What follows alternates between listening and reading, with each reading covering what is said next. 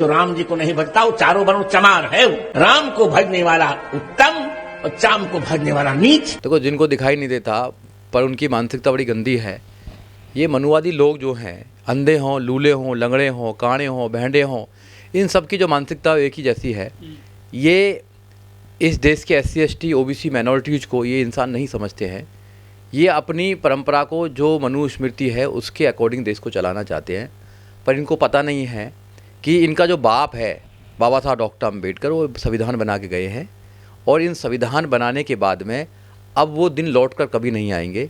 अब यहाँ पर SC ST टाई भी पहनेगा, कोट भी पहनेगा, IAS भी बनेगा, PCS भी बनेगा, जज भी बनेगा, मिनिस्टर भी बनेगा, CM भी बनेगा और PM भी बनेगा। इनका बाप नहीं रोक सकता। ये दूसरी मानसिकता के लोग हैं, ऐसे लोगों को मरने दो। ऐसे लोगों को मैं चर्चा करने पर अपना टाइम बर्बाद करने वाली बात है। ये कुछ नहीं कर सकते हैं। ये भारत को केवल नुकसान पहुँचा रहे हैं, भारत के आने वाली जनरेशन को नुकसान पहुँचा रहे हैं। जब भी भारत दुनिया के देशों में सबसे पीछे है, हर चीज़ में, एजुकेशन में ले लो, स्वास्थ्य सेवाओं में ले लीजिए, रोजगार में ले लीजिए, बेरोजगारी में, हर चीज़ में सबसे पीछे है। ये दुनिया के देशों से कम्पीट नहीं कर पा रहा है। इन ऐसे लोगों की वजह से ये अंधभक्त हैं। ये ऐसे जो लोग हैं, ये बीमार हैं, मानसिक बीमार लोग हैं। इनका इलाज होना चाहिए। महाराज हैं, धर्मगुरु हैं, ये सिर्फ चमारों को निशाना क्यों बनाते हैं? 6743 जातियां और भी तो हैं हमारे देश में। मेरी नज़र में वो अंधा है और मानसिक बीमार है। मेरी नज़र में तो ऐसे लोगों का इलाज होना चाहिए। उनके लिए मेंटल हॉस्पिटल खुले हुए हैं। इन लोगों को जल्दी से जल्दी भर्ती करा दिया जाना चाहिए, क्योंकि ये लोग सिविल सोसाइटी में रहने लायक नहीं है। ये जहाँ भी जाएंगे ये गंद ही बकेंगे, जहाँ भी जाएंगे। इनसे उम्मीद क्या करेंगे आप? ये नफ़रत के सौदागर हैं। इनके दिमागों में नफ़रत है। इनके पूर्वजों के दिमागों में नफ़रत थी 2500 साल तक। फिर जभी तो एक जाति को गुलाम बनाए रखा ना, जभी तो इंसानों को इंसान नहीं समझा इन लोगों ने। ये नफरत वाले लोग हैं। लेकिन बहुत सारे मंत्री, विधायक, खुद मोदी जी भी इनके चरणों में जाते हैं। बहुत बड़े धर्मगुरु बताए गए हैं तो हिंदुओं के। देखिए, कौन धर्मगुरु है, कौन धर्मगुरु नहीं है, ये तो खैर बात की बात है।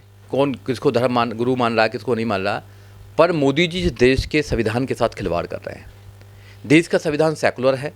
जब भी संवैधानिक पोस्ट पर, कोई भी कॉन्स्टिट्यूशनल पोस्ट पर कोई व्यक्ति बैठता है, और मतलब एक प्रधानमंत्री पद वाला आदमी अगर किसी एक धर्म को प्रमोट करता है तो सरासर संविधान की आत्माओं को ख़त्म करने का काम करता है। मोदी जी अगर राम मंदिर के लिए पूरे देश के पैसे को लगवा रहे हैं, मोदी जी अगर राम मंदिर को वो बनवाना चाहते हैं और बनवा भी दिया उन्होंने, या वहाँ पर वो प्रचार कर रहे हैं सरकारी पैसा लगाकर, तो सरासर गलत कर रहे हैं। वो संविधान का मजाक उड़ा रहे हैं और डेमोक्रेसी का मजाक उड़ा रहे हैं, जो इनको शोभा नहीं देता है। इसलिए 2024 में देश की जनता को इस बात का बदला लेना चाहिए कि ऐसे राजनेता या ऐसे प्रधानमंत्री, मुख्यमंत्री देश के अंदर नहीं होने चाहिए जो संवैधानिक पद पर रहकर संविधान का मजाक उड़ाते हों, केवल एक धर्म को प्रमोट करते हों, एक धर्म के लोगों को प्रमोट करते हों। ये देश संविधान से चलता है और ये सेकुलर स्टेट देश है।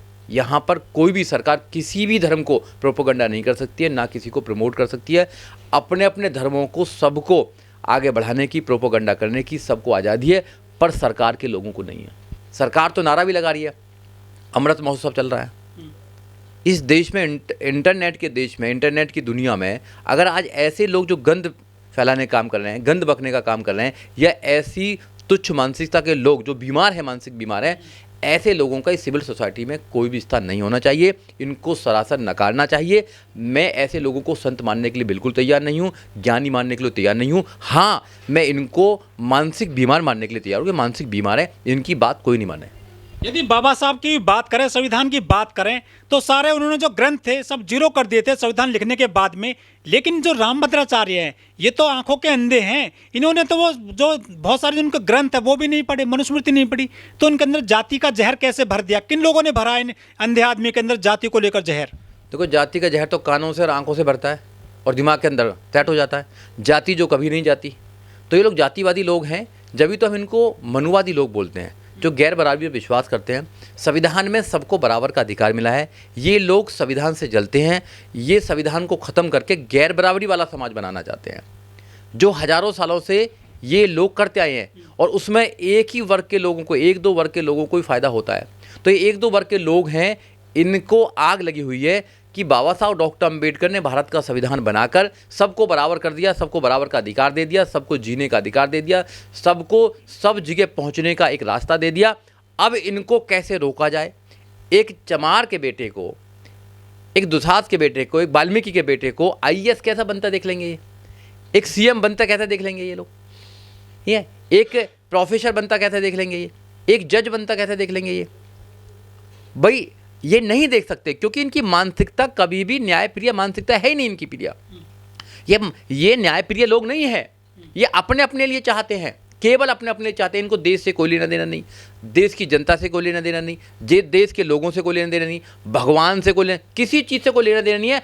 अपना जो वर्ग है इनका एक, वो सर्वश्रेष्ठ रहना चाहिए और सब मर जाए।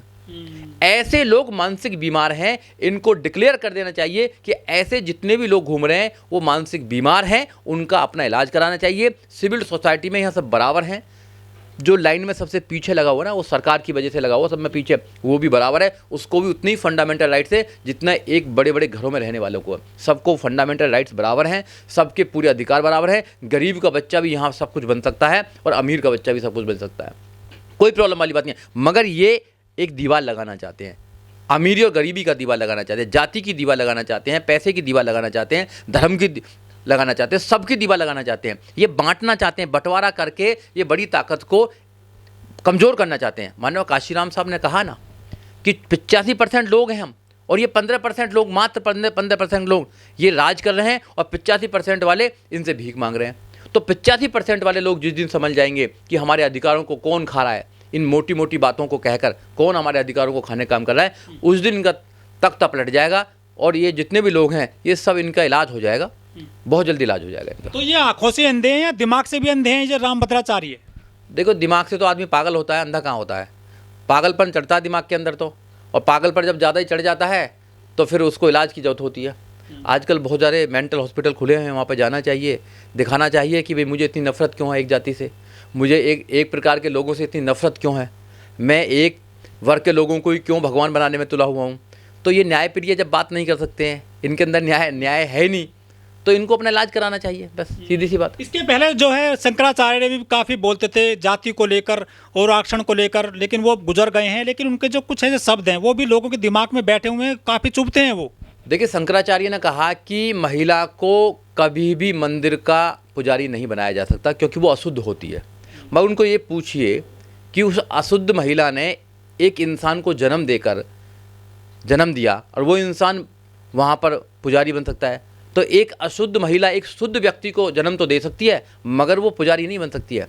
तो ये मानसिक बीमार हैं ये लोग, इनकी पीढ़ियों में ही मानसिकता बीमारी है, और ये चालाक लोग हैं, मानसिक बीमारी होने का ढोंग करते हैं, सब पता है इनको, सब इनको पता है, ऐसा नहीं कि नहीं पता इनको। पर ये एक व्यवस्था को बनाए रखना चाहती है, जो खड़ी हुई व्यवस्था है उसको बनाए रखना चाहती हैं। सबसे ऊपर कौन है? वो सबसे ऊपर रहना चाहता है। मगर बाबा साहब डॉक्टर अंबेडकर ने संविधान बनाकर इनका इलाज करने का काम किया है और बड़ी व्यवस्था बनाने का काम कर दिया। अब सब बराबर हैं। अब ना कोई शंकराचार्य है, ना कोई मौलवी है, कोई होंगे अपने घर के लिए। कोई ये कॉन्स्टिट्यूशनल पोस्ट नहीं है, कोई संविधान में ऐसी कोई पोस्ट नहीं है। संविधान में जो पोस्ट है उनकी सम्मान किया जाएगा। संविधान में पोस्ट राष्ट्रपति की है, संविधान में प्रधानमंत्री की पोस्ट है, संविधान में सीएम की पोस्ट है। इन पोस्टों का कोई लेना देना नहीं है। तुम होंगे भगवान के भैया, तुम होंगे भैया महात्मा, तुम होंगे आचार्य, कुछ भी होंगे, कुछ भी नहीं फर्क पड़ने वाला। कहा कोई फर्क नहीं पड़ने वाला, पागल हो तुम। अगर ऐसा कोई कह रहा है तो उनको बाबा साहब डॉक्टर अम्बेडकर को पढ़ना चाहिए। बाबा साहब डॉक्टर अम्बेडकर इस दुनिया में सबसे बड़े नेता रहे हैं महिलाओं को आज़ादी दिलाने के लिए। महामानव बाबा साहब डॉक्टर अम्बेडकर ने महिलाओं को आज़ाद कराने के लिए जो संघर्ष किया है, आज तक पूरी दुनिया में किसी ने नहीं किया है। तो महिलाओं को मैं यही कहना चाहता हूँ कि जो ऐसा कुछ कह रही हैं, उनको बाबा साहब डॉक्टर अम्बेडकर को एक बार पढ़ना चाहिए। तुम्हारे उद्धार करता है, तुम्हारी आवाज़ नहीं निकलती। तुमको तो केवल भोग व्यवस्था, जो एक ना भोग विलासता की एक वस्तु समझा जाता था। तुमको तो मंदिरों में प्रभुदासी, देवदासी या जोगनी प्रथा के नाम पर तुमको वहाँ पर एक प्रकार से रखा जाता था। और तुम्हारे साथ क्या होता था? महिलाओं को आज़ादी देने का काम किया तो परम पूज्य बाबा साहब डॉक्टर अम्बेडकर। लेकिन ये शूद्र यादव जाति है, क्या इन्होंने बाबा साहब को नहीं पढ़ा है, ललित यादव को नहीं पढ़ा है, जो अपने जो बाबा साहब के लिए ऐसा बोल रही हैं, चंद्रशेखर के लिए ऐसा बोल रही हैं? अगर अपने इतिहास को पढ़ते तो ये हाल ही नहीं होता। अफसोस की बात तो ये है कि हिंदू बनने की होड़ में ये भी लगे हुए हैं। मगर ये जो है हिंदू क्या समझते हैं इनको, ये तो आपको पता ही लग गया। जब अखिलेश यादव को जब सीएम पद से हटे तो उनके बंगले को धोया गया गंगा जल से, तो जबकि इनमें अकल में नहीं आई। ललित सिंह यादव को ये पढ़ेंगे नहीं, बाबा साहब को पढ़ेंगे नहीं, ज्योतिबा फूले को पढ़ेंगे नहीं, कबीर को पढ़ेंगे नहीं, रैदास को पढ़ेंगे नहीं। जो लोग पढ़ते हैं वो लोग, उनके दिमाग और दिल खुले हुए हैं। तो ऐसी जो महिला हैं उनको तो मैं आपके चैनल के माध्यम से सिर्फ यही कहना चाहता हूँ कि आप बाबा साहब को पढ़िए कि आपको आज़ादी कहाँ से मिली, आपको पढ़ने का अधिकार किसने दिया, आपके पंख किसने लगाए। आप आज हर पोस्ट पर, देश की कोई भी ऐसी पोस्ट नहीं है जिस पर आप महिला ना हो। महिलाओं को आज़ादी देने का काम किया तो बाबा साहब डॉक्टर अम्बेडकर ने किया। अगर कोई महिला बाबा साहब डॉक्टर अम्बेडकर के विषय में कुछ उल्टा सीधा बोलती है तो मैं तो उससे यही कहना चाहता हूँ कि उल्टा सीधा बोलने से पहले एक बार बाबा साहब डॉक्टर अम्बेडकर को, इतिहास को पढ़िए, जानिए बाबा साहब डॉक्टर अम्बेडकर को कि उन्होंने कितनी आपके लिए कुर्बानी करने का काम किया है। क्या इन्होंने हिंदू कोड बिल को नहीं पढ़ा है? अरे पढ़ते तो ऐसे ही होता क्या, पढ़ते तो यही स्टेटमेंट देते, नहीं पढ़ा होगा उन्होंने। तो मैं तो आपके चैनल के माध्यम से कहना चाहता हूँ पढ़ें एक बार। और जो लोग भी बाबा साहब डॉक्टर अम्बेडकर के विषय में उल्टा सीधा बोलते हैं उनको एक बार बाबा साहब डॉक्टर अम्बेडकर को पढ़ना चाहिए। इस देश की आज़ादी में बाबा साहब डॉक्टर अम्बेडकर ने जितना बड़ा योगदान दिया है शायद किसी दूसरे व्यक्ति ने दिया हो। अगर बाबा साहब डॉक्टर अम्बेडकर देश का संविधान नहीं बनाते तो ये देश कभी भी सही हाथों में नहीं होता। ये देश कभी भी लोगों को समता, स्वतंत्रता, भाईचारे का पाठ नहीं पढ़ाता। ये देश कभी न्याय पर आधारित नहीं होता। इस देश में सबके लिए बराबर कानून नहीं होते। इस देश में फंडामेंटल राइट्स नहीं होते। फिर तो वो जो खड़ी व्यवस्था है वही हमेशा बनी रहती, पड़ी व्यवस्था कभी नहीं आती। इसलिए बाबा साहब डॉक्टर अम्बेडकर इस देश में नहीं, पूरी दुनिया के अंदर महान माने जाते हैं और महान है और मान रहेंगे।